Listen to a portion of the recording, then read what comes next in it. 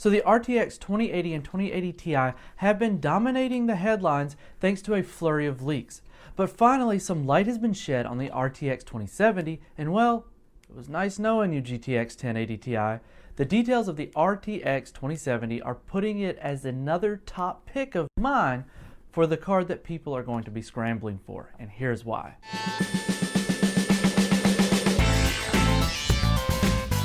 So as opposed to the RTX 2080, which has been confirmed to feature 23 Turing SMs, which is a total of 2944 CUDA cores, the RTX 2070 will come in at only 18 Turing SMs, for a total of 2304 CUDA cores.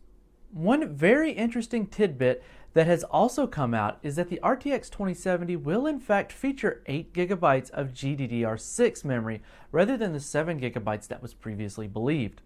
Based on this information alone, we can extrapolate that the card will likely feature a 256-bit GDDR6 memory interface for a total of 448 gigabytes per second of bandwidth, assuming 14 gigabits per second GDDR6 memory is employed, or a 384 gigabytes per second of bandwidth if the company opts for slightly slower 12 gigabits per second GDDR6.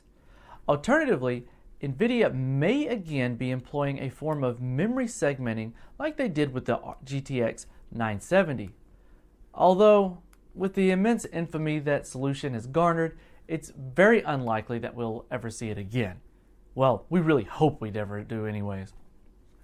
The GeForce RTX 2070 is set to launch sometime in September, following the debut of the RTX 2080 Ti and the RTX 2080 next Monday, at an estimated suggested price of somewhere around $400, of course, give or take $100, so $300 to $500, that's a big window. But somewhere around $400 is what we're predicting. The card is said to slightly outperform NVIDIA's current GeForce GTX 1080 by roughly 8%, but not quite match the GTX 1080 Ti. 18 Turing SMs running at the same clock speed as NVIDIA's RTX Quadro series, which is about 1.7 gigahertz, would generate roughly 8 teraflops of single precision compute performance. And that's roughly right around what the GTX 1080 is capable of.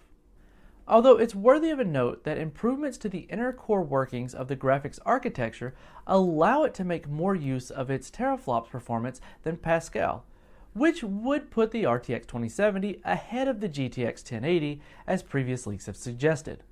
Not to mention that the built-in acceleration for next-generation lighting engines, including ray tracing technology. Turing is said to reach somewhere around the neighborhood of 2 gigahertz clock speeds with a bit of overclocking.